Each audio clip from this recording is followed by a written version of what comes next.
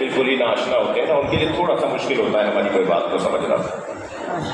اللہ نے جناب زہرا کا نکاح عرش پر مولا علی سے کرایا اور فرش پر نبی سے فرمایا آپ اپنی فاطمہ کا نکاح پڑھا دو۔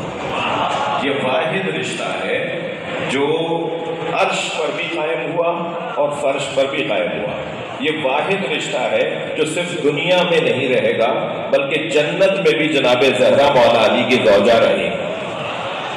ہاں یہ ضروری نہیں ہے،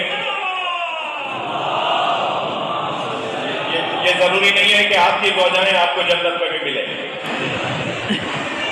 جی یہ ضروری نہیں ہے کہ آپ کی بیگمات آپ کو جنت میں بھی ملیں۔ میں نے ایک جگہ جنرل صاحب یہ کہہ دیا، جب میں مجلس سے باہر نکلا تو ایک خاتون نے مجھے روک لیا، کہنے لگے مولانا 40 سال سے برداشت کر رہی ہوں۔ تو اب آپ کیا کہہ رہے تھے کہ کیا یہی ملیں گے ہمیں؟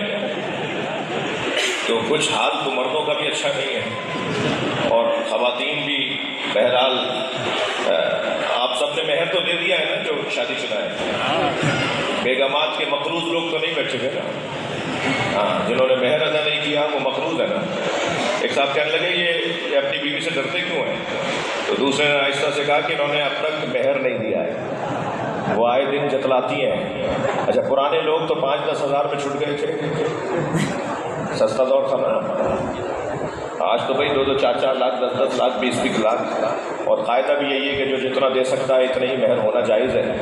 کسی کی اگر 40 لاکھ تنخواہ ہے اور اگر 10 لاکھ مہر رکھ رہا ہے تو ٹھیک ہے اس کے لیے، تو ہر ایک کے لیے علیحدہ سے حکم ہے۔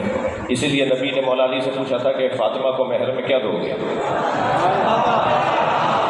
توجہ ہے بڑھاتی ہے بھائی، اگر آپ کی توجہ ہوگی تو میں ایک منزل پر آؤں گا۔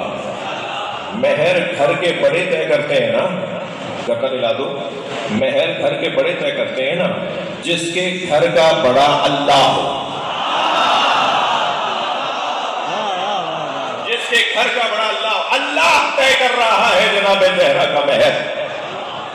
یہ میں کوئی لفاظی نہیں کر رہا، حدیثیں سنا رہا ہوں آپ کو، یہ روایات ہیں جو آپ کو سنا رہا ہوں، اور حسن یہ ہے کہ یہ روایات زیادہ تر اہل سنت علماء نے لکھی ہیں، ہمارے علماء نے بھی لکھی ہے۔ وہ سنی عالم ہمارے عالم بھی ہیں، شیعہ عالم ان کا عالم بھی، عالم ہوتا ہے۔ ختم کرو اس بحث کو۔